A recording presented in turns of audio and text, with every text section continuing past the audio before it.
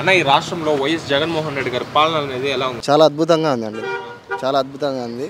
గతంలో చంద్రబాబు నాయుడు ఇచ్చిన హామీలు ఏ ఒక్కటి నెరవేర్చలేదు. మన ఈయన జగన్మోహన్ రెడ్డి గారి ప్రభుత్వంలో ఇచ్చిన హామీ పథకాలు ప్రతి ఒక్కటి ఇంటింటికి ప్రతి ఒక్కరికి అందినాయి, ప్రతి ఒక్కరికి చేరినాయి. దాని వలన అత్యధిక మెజార్టీతో జగన్మోహన్ రెడ్డి గారి మళ్ళా ముఖ్యమంత్రిగా 2024 మేమందరం చూస్తాము. మా ప్రొద్దుటూరు నియోజకవర్గంలో రాచమల్లు శివప్రసాద్ రెడ్డి గారిని మళ్ళీ ఎమ్మెల్యేగా అత్యధిక మెజార్టీతో మళ్ళీ మేము గెలుపొందించుకుంటాము. గెలుస్తారని పక్కా నమ్మకంతో మేము చెప్తున్నాము. ఇకపోతే ఇక్కడ వైఎస్ అవినాష్ రెడ్డి గారు పోటీ చేస్తారు ఎంపీగా. ఆయన పాలన అనేది ఎలా ఉంది? ఆయన ఒక చిన్న పిల్లని మనస్తత్వం లాగా ప్రతి ఇంటికి చిరునవ్వుతో ఇది అవసరమన్నా, ఇలా మా ఇంట్లో ఇలా చిన్న ఒక ఫంక్షన్ జరుగుతుందన్నా, ఇంత చిన్న ఎవరైనా పేదవారు వెళ్ళి ఒక సమస్య చెప్పుకున్నా గానీ ప్రతి ఇంటికి ఆయన ఎంపీ స్థానంలో ఉన్నవాడుగా ప్రతి ఇంటికి వచ్చి ఆయన ఏం చేయాలో ఆ విధంగా వాళ్ళకి ఆదుకొని అన్ని విధాలుగా చేసి అలా ఉన్నాడు. కాబట్టి ఆయన ఖచ్చితంగా ఆయన కూడా మెజార్టీతోనే గెలుస్తాడు.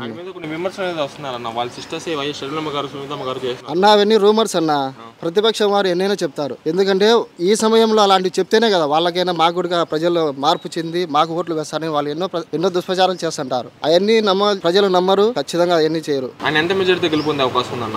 భారీ మెజార్టీతోనే రావస్తున్నాను. మా ప్రొద్దుటూరు నియోజకవర్గంలో మా శివప్రసాద్ రెడ్డి అన్న గారు పక్క 30,000 నుంచి 40,000 మెజార్టీ వస్తుంది. ఖచ్చితంగా గెలుస్తారు. మళ్ళా ప్రజల్లో ఆదరణ, అభిమానం అందరూ చూస్తారు. మళ్ళీ ప్రజలకు చాలా మేలు జరుగుతూ ఉంటుంది.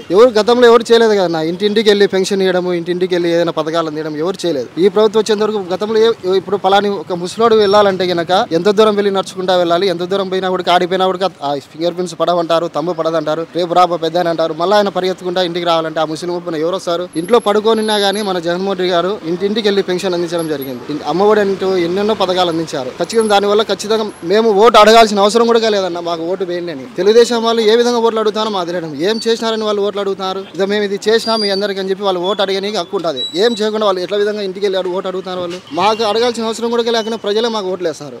ఇదైతే పక్కా అన్న. ఇకపోతే ఇక్కడ ఎమ్మెల్యే రాజమౌళి గారు ఉన్నారు. ఆయన పాలన అనేది ఎలా ఉంది? చాలా అద్భుతంగా ఉంది. ఆయన పాలన నేను చెప్పే కంటే, నేను చూపించే కంటే జనాలలోకి మీరే వెళ్ళి తెలుసుకోండి. ఎలా చేస్తాడు, ప్రజలకు ఎలా మేలు చేస్తాడు, పెద్దవాళ్ళకి ఎలా చేస్తాడు, చిన్న పిల్లవాళ్ళకి ఎలా చేస్తాడు. ఎవరు ఇప్పట్లో తన సొంత డబ్బు ఖర్చుతో ఎవరు చదివిస్తారన్న మనుషులు ఏ రాజకీయ నాయకుడు చదివియాడు, ఎవరు చదివినారు. ఆయన గొప్ప మనసు ఉంది కాబట్టి ఆయన సొంత డబ్బుతో చదివిస్తున్నారు. 30,000 నుంచి 45,000 మెజార్టీ ఖచ్చితంగా వస్తుందన్న. ఇది పక్కా పొద్దు నుంచి నేనే కాదు మా ప్రజలందరూ ఇదే తీర్పిస్తారు పొద్దుటూరులో. ఎందుకంటే మేము ఇంటింటికి వెళ్ళి ఓట్లు అడగాల్సిన అవసరం కూడా లేదు. ఎందుకంటే ఇంటింటికి ఆల్రెడీ మేము పథకాలు అందజేసినారు. మా ప్రభుత్వంలో ఇంటింటికి వెళ్ళి అన్ని విధాలుగా డబ్బు సాయం అయితే ఏదైతే అన్నీ చేసినారు ఆయన.